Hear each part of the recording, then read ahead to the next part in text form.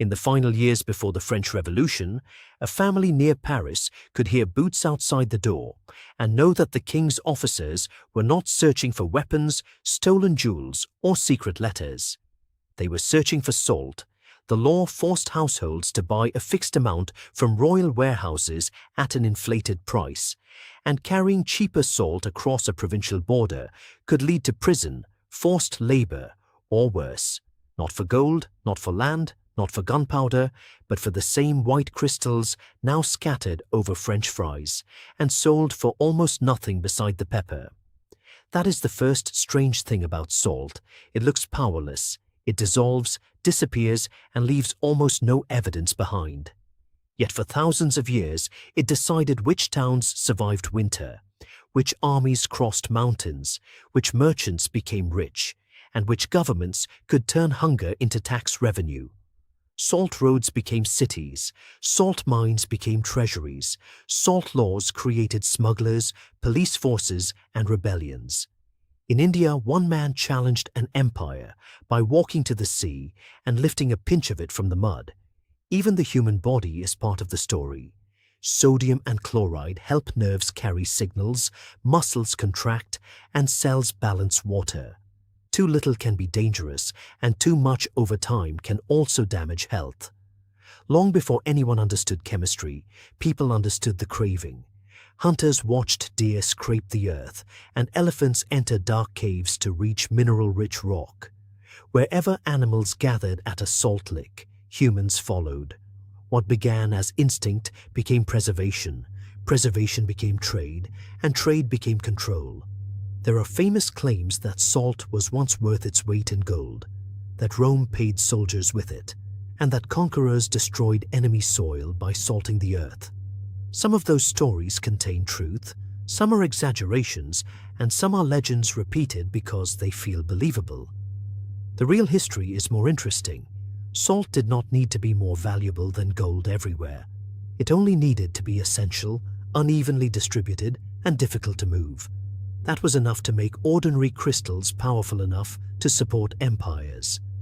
Today, a supermarket shelf makes that power almost impossible to see. Fine table salt, coarse kosher salt, sea salt, pink rock salt, smoked flakes, and luxury crystals sit in neat packages under electric light.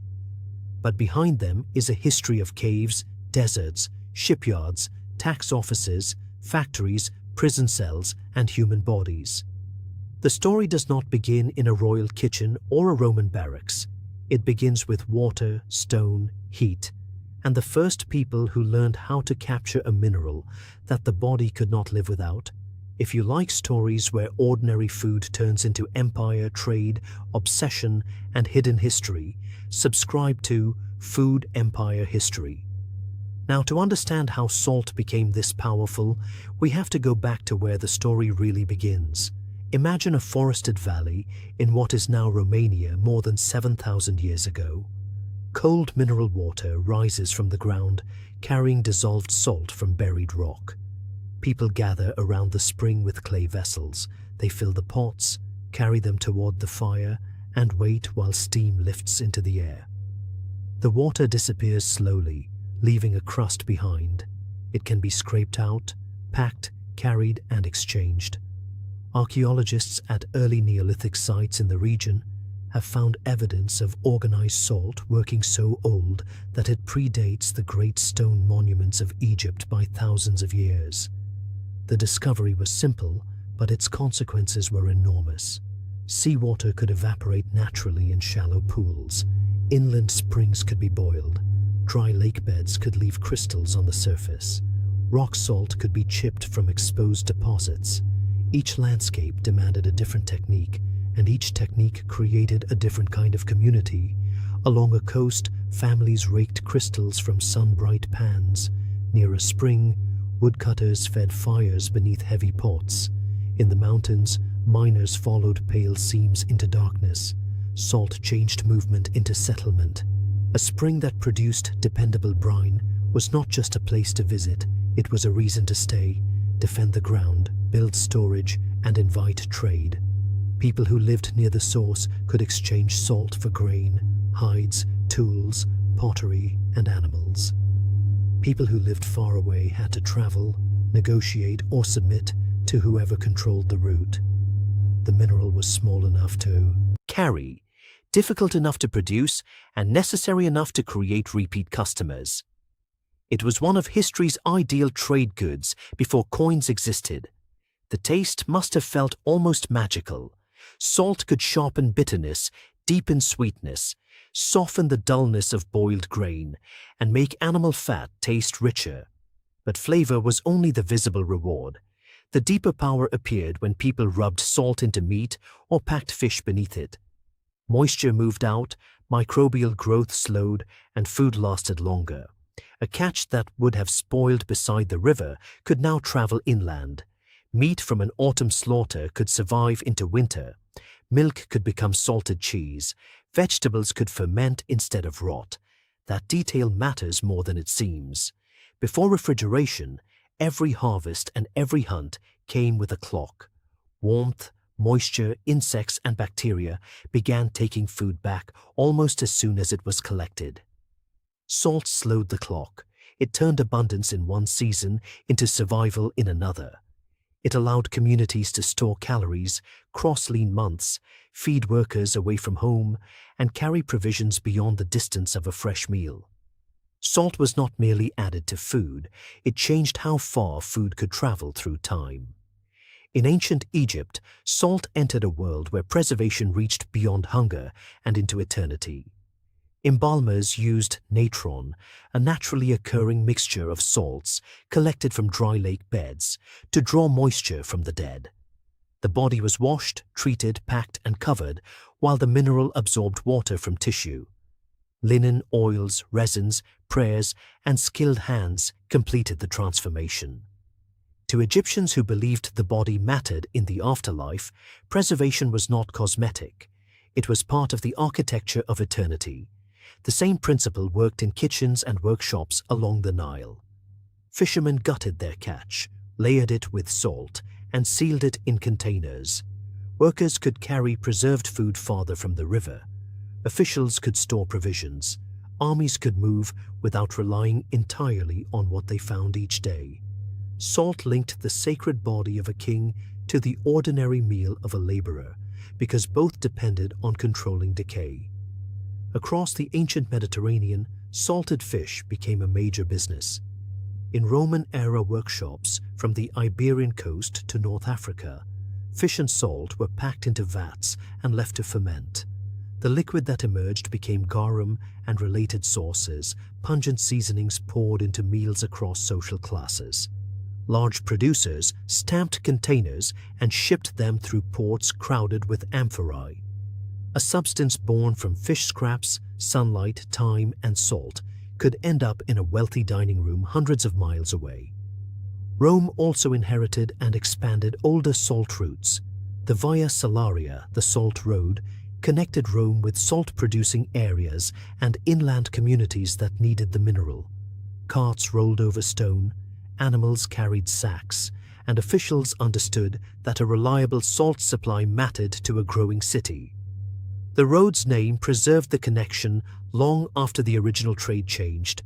This is where one of salt history's most famous stories needs correction. The English word salary is connected to the Latin salarium and ultimately to sal, meaning salt. But there is no solid ancient evidence that Roman soldiers were routinely handed blocks of salt instead of wages. The popular image survives because salt was undeniably tied to provisioning, value, and state power. The myth exaggerates the payment, but it correctly remembers the importance. By then, the food story was no longer only about taste or survival. Salt could preserve the dead, feed the living, mark status, seal relationships, and supply armies. Whoever controlled it could turn a biological need into political revenue. The kitchen story was ending. The empire story had begun. In imperial China, salt became a state system with an engineering department. Coastal pans and inland lakes already supplied large regions, but Sichuan offered brine hidden beneath rock. During the Han era and afterward, Crews built wooden derricks, lifted heavy drilling tools, and drove narrow wells deep into the earth. Bamboo components carried the brine upward, and rows of pans boiled until the water vanished and crystals covered the metal. Some wells released natural gas. Instead of abandoning them, salt workers learned to guide the gas through bamboo pipes and burn it beneath the evaporation pans. Industry built around seasoning had produced deep drilling, pipelines, and an integrated fuel network. The salt was no longer gathered from the edge of a lake. It emerged from organized labor, specialized tools, energy, transport, and technical knowledge passed from one generation to the next. The government recognized what this machinery could finance. Under the Han Dynasty, state control of salt and iron became the subject of a famous political debate. Officials associated with Sang Hongyang argued that monopoly revenue could fund armies and frontier expansion without relying entirely on direct taxes on farmers. Critics replied that state merchants were harsh, goods were poor, and ordinary households carried the burden. Behind the philosophy was a simple contest: who had the right to profit from necessity? For centuries afterward, Chinese dynasties repeatedly taxed, licensed, or monopolized salt. Merchants received certificates, allowing them to move it through canals, river ports, warehouses, and market towns. Those permissions could create fortunes. Illegal sellers created shadow networks. Officials followed both. A bag of crystals could arrive with more paperwork than food, because the state was not merely regulating flavor, it was protecting revenue. Far to the west, salt moved through a system built around the Sahara. At mines such as Taghaza, workers cut thick slabs beneath a landscape of sand, glare, and brackish water. Medieval travelers described buildings made from salt blocks and roofed with camel skins. Almost everything needed for life had to arrive from somewhere else, yet caravans returned because the slabs became more valuable with every mile south. Camels carried 2 heavy blocks apiece from well to well through a desert where wind could erase the route, and a mist water source could kill an entire party. At southern markets, the salt entered networks connecting Timbuktu, Gao, and Jenne, with gold-producing regions, North Africa, and the Mediterranean. Gold moved north, salt moved south, and rulers collected taxes and tolls from the traffic between them. The phrase "worth its weight in gold" is too tidy for such a large region and such a long history. Prices changed with distance, scarcity, politics, and danger. Yet medieval accounts show that salt could command extraordinary value and be exchanged for gold and other prized goods. Mali's power did not rest on salt alone, but salt was part of the commercial machine that enriched cities, merchants, and rulers. At this point, the mineral had stopped being food and become infrastructure. The wealth of that system began in places its wealthiest customers rarely saw.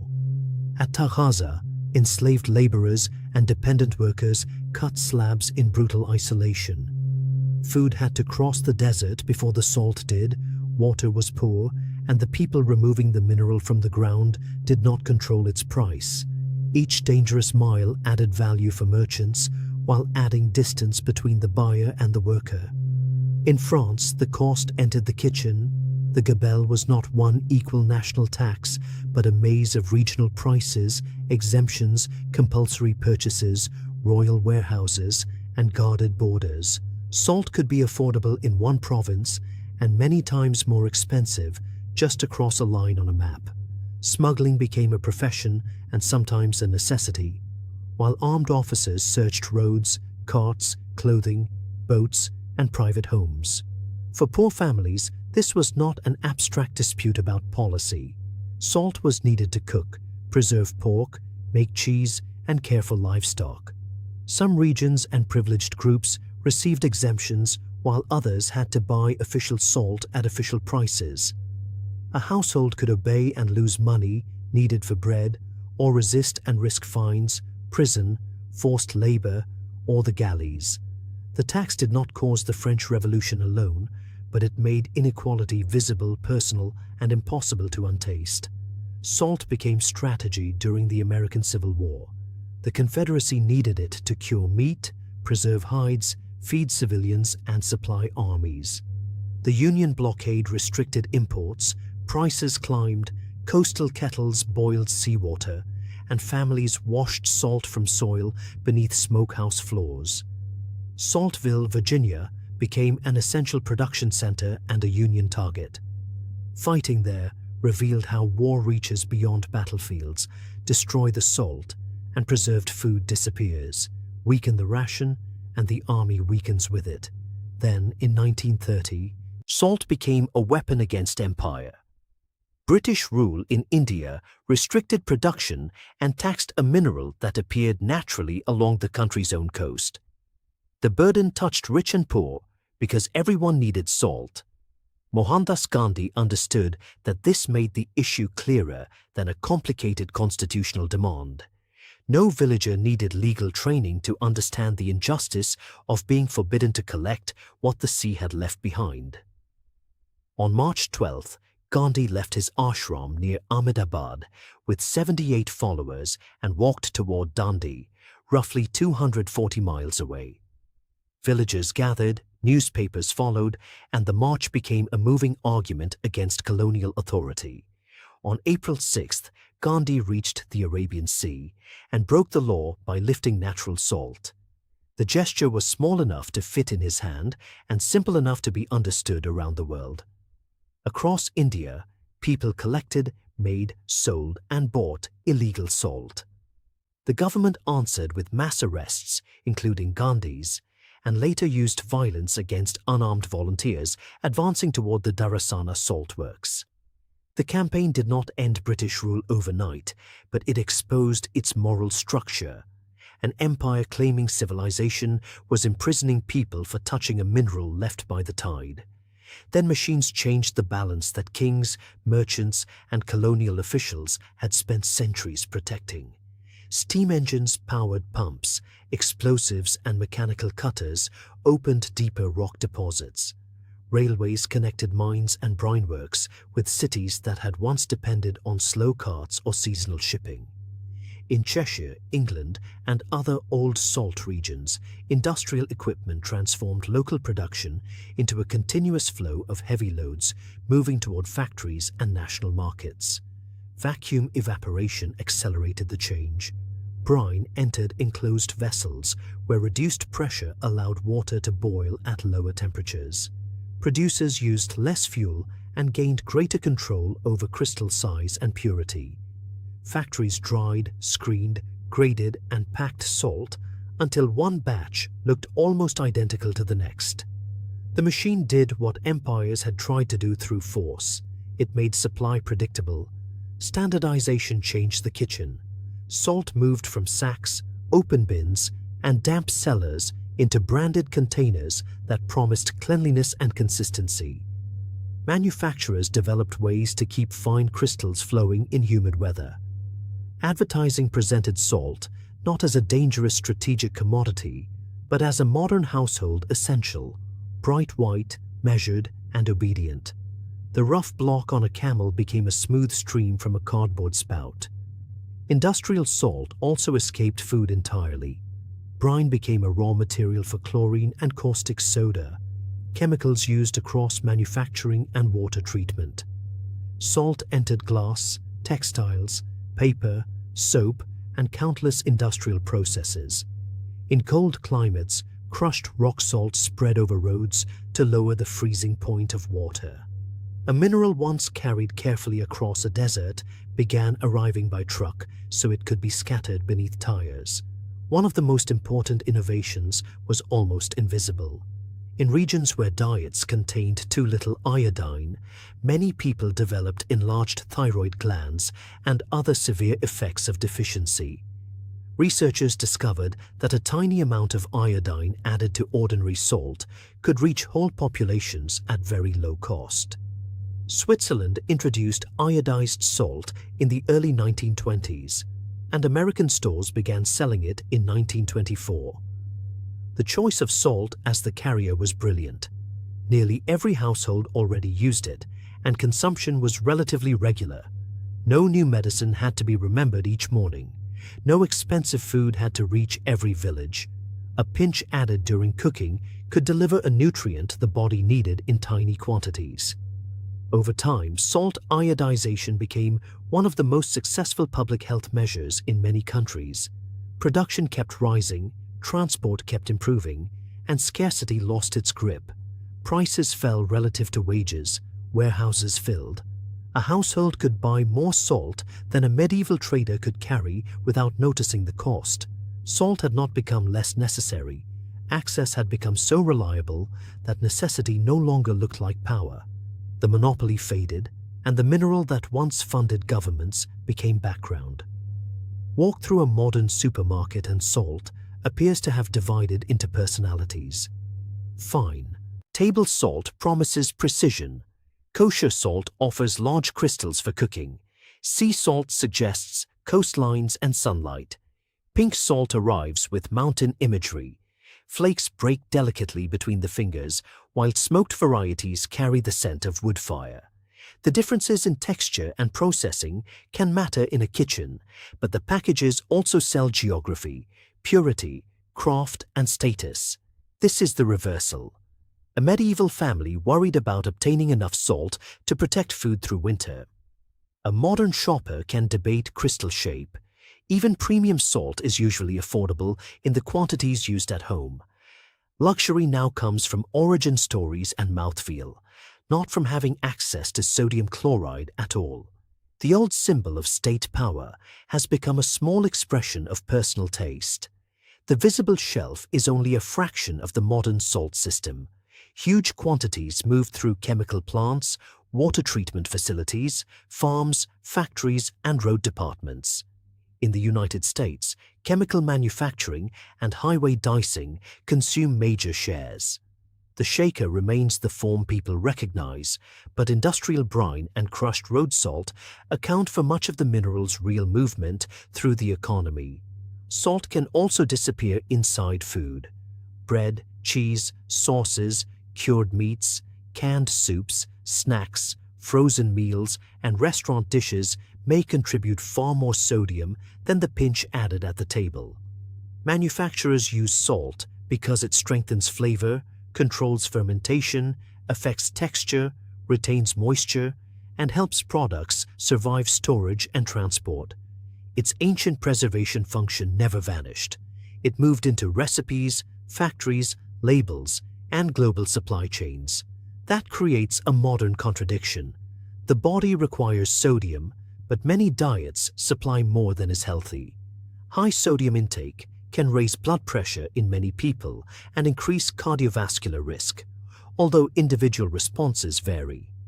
For most consumers, the danger is no longer that a ruler has blocked access. It is that salt has become so inexpensive, useful, and hidden that excess can arrive without ever touching the household shaker. Iodization creates another quiet tension. Many specialty salts are sold for color, texture, or origin, but do not contain added iodine. Processed foods may contain large amounts of non-iodized salt. The plain box that appears old-fashioned can therefore offer something some expensive crystals do not, a deliberately added nutrient. Modern choice has made salt more interesting while sometimes making its public health history easier to forget. Road salt leaves a different aftertaste. It prevents ice-related crashes, but runoff can increase chloride levels in soil, streams, lakes, and groundwater. Salt dissolves, travels, and resists easy removal. The same property that made it useful in food and the human body makes it difficult to contain after millions of tons are spread across winter roads. As before, the benefit appears in one place, while part of the cost is carried somewhere else. The next time you lift a salt shaker, watch the crystals strike the food and disappear. That vanishing act is the perfect image for salt's history. A preserved fish did not reveal the road that supplied the mineral. A French dinner did not show the smuggler in prison. A Confederate ration did not show the battle around the salt works.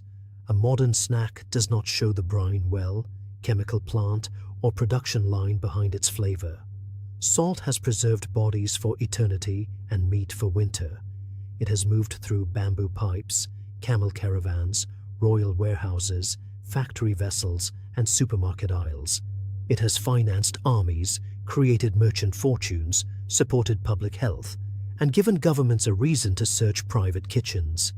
The crystal stayed simple. The systems built around it became enormous. The deepest change was not usefulness, but access. When salt came from uncertain springs, distant coasts, guarded mines, or dangerous routes, whoever controlled the source could control the people who needed it. Machines opened deposits, railways connected markets, and industrial chemistry expanded production until scarcity weakened. The mineral remained essential, but the power surrounding it moved elsewhere. That is why a cheap container can hold such an expensive past. Its low price does not prove that salt was never important. It proves that technology and infrastructure succeeded so completely that a strategic resource became ordinary. Abundance is history disguised as convenience, and convenience makes old struggles look almost impossible. For most of human history, people looked at salt and saw survival, winter, distance, taxes, and authority. We see seasoning. Yet the older world still echoes in the body that needs it, the food it preserves, the road it clears, and the laws people once broke to possess it. If this story changed the way you see salt, subscribe to Food Empire History for more hidden food histories. The next time a few white grains dissolve on your tongue, remember that something almost invisible once helped build the visible world.